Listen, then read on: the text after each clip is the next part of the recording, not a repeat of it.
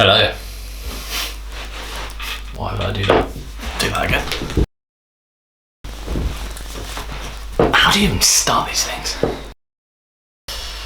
So, over the weekend I found myself going through some old hard drives looking at previous adventure footage that James and I had gathered over the years, from the Atlantic Road to Patagonia, El Cap, the Sahara, and I was doing a bit of housekeeping with it, to kind of sorting it out and making sure it was all in one place. And I was obviously naturally just started watching it all, and it kind of dawned on me that, you know, we've told a lot of these stories from adventure, we've shared a lot of the content, but hadn't really given that much insight into almost the behind the scenes, what it was like at the time, what we were thinking, what we were feeling, the lead up to it, what happened after. And I thought it'd be quite a nice idea to go back through this content, which is, you know, really enjoyable for me to kind of reminisce, considering we've barely been allowed outside in the last 12 months, and give a bit of insight into, you know, the stories behind the video.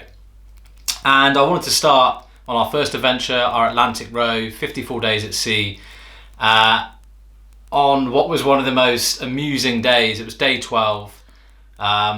We were, you know, still really struggling at this point, but had a slight surprise as we were greeted by some guests, to put it that way. So I'm going to watch this back now.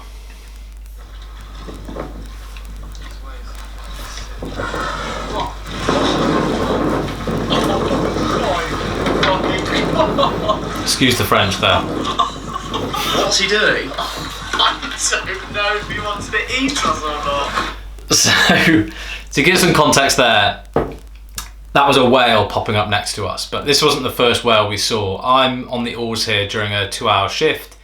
James and I were in a shift pattern of 2 hours on, 2 hours off. So when I'm rowing, James is asleep in the cabin. And I was halfway through this shift and felt a big spray on the back of my neck, and turned around and there was this massive whale just chilling in front of our boat. And I ran into the cabin, woke James up. I was like, mate, there's a whale out here. He came outside, no whale. That repeated itself 4 or 5 times.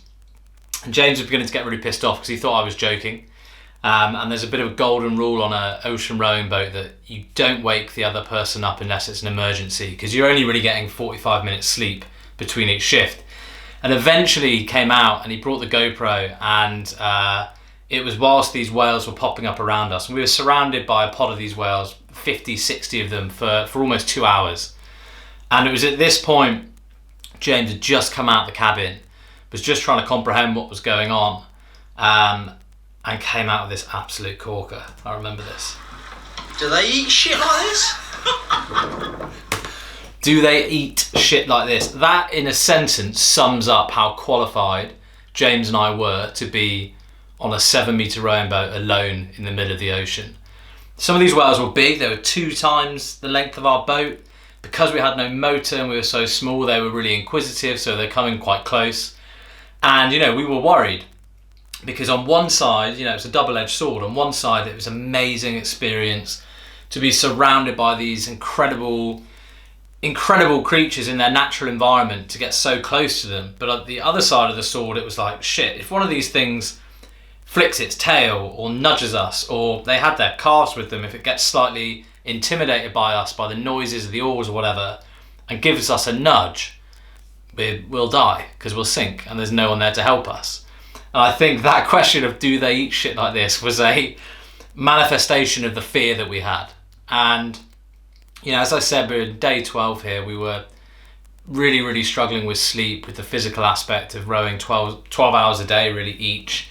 And those whales gave us a massive boost, because they were a slight different environment, a different perspective on this pretty mundane kind of existence that we had of just rowing against this grey horizon 24 hours a day.